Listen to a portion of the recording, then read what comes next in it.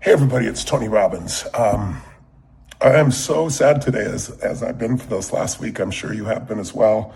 There's been anger, but I know that's not going to help at this point.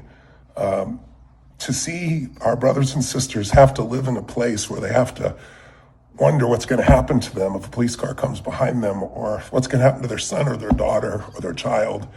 I know that's not the intent of the police, but to have people of color have to live with that crushing sense of fear and concern and worry and anxiety is just so unjust, and it's been going on forever, and we all know it has to stop. And I hesitate just to send out a video because I tell people obviously what my thoughts are, but I don't have a clear answer.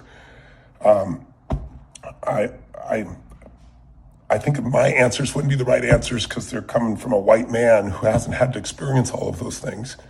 But I feel for our brothers and sisters, whatever color they are, whatever background. We become so tribal about politics and so tribal about religion and so tribal about race, and we're forgetting we're the human race. And so the only way I thought I might be able to contribute is not just what the hell I think. It's obviously wrong. Anybody who watched it, I think the only thing that maybe has united us is how bad and wrong and terrible and evil this is. I think anyone who watches it knows that. But my concern is that you see people out protesting with good conscience because they care, being thrown in with people who are out destroying those very communities. Some of them, it appears, have come from other places to do it, and some of them are actually from those communities. And I think I understand. I couldn't possibly thoroughly understand the rage they have. But obviously that's not the same. And I hate to see people using their constitutional right to protest and try to bring focus and attention and say that enough is enough to this being mixed with those. As much as I am also upset to see so many good police officers who really do care, they put their lives on the line for us all, to be thrown in with those that are just unconscious and evil or selfish or whatever it is, the disgusting behavior that think they're better than someone else because of the color of their skin, or just unconscious in how they treat someone, put their life at risk. It's insane.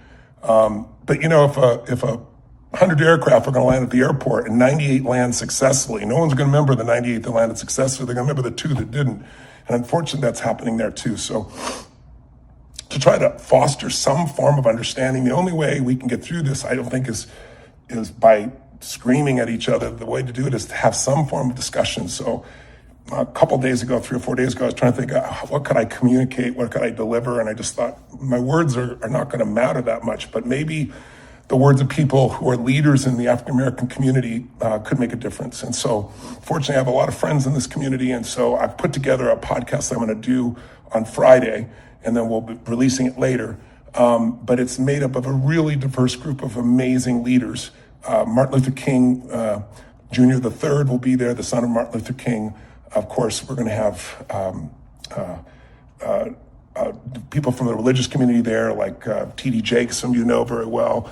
I'm going to have in that group of people Jesse Jackson, in the group of people that are coming there. We've got some people from sports. I'd like some to be surprises, so I kind of hold back on it. And of course, we're going to have George Floyd's brother there too. So they're all going to be sharing. So I'm reaching out to you to say, number one, I love you, and I hope we can spread some compassion and love and understanding. And the contribution, the little one that I could possibly make, is to bring together a group of people to communicate. And I'm mentioning it to you now because if you have a question you'd like to ask, any of the individuals that are going to be involved there about what their experience is, what it's like going through America as an African American, what has brought us to this, why we're reacting at the level we have. I mean, the Band-Aid it's not a Band-Aid, the wound has been ripped open again. And what can be done to change, most importantly? What can we do? No matter what color of our skin is, or white, black, brown, any color, any background, any religion, what can we do to be part of the solution instead of the problem? Please send it to me here. And if you want to send me a video question, I might use it in the group. You can send it in my DM and we'll look at that as well. But I'd like this not to be just my conversation because I'm going to have my perspective, but what I want is to be our conversation. So please, if you're interested, give me a question. And these are going to be people from civil rights, people from sports, people from business, people from the religious community. And we're going to have a police officer there also who's a white officer who's gone through amazingly difficult attacks, and who, by the way, people have been attacking and saying he's a racist, and he's married to an African-American woman as his wife, and he obviously has biracial children.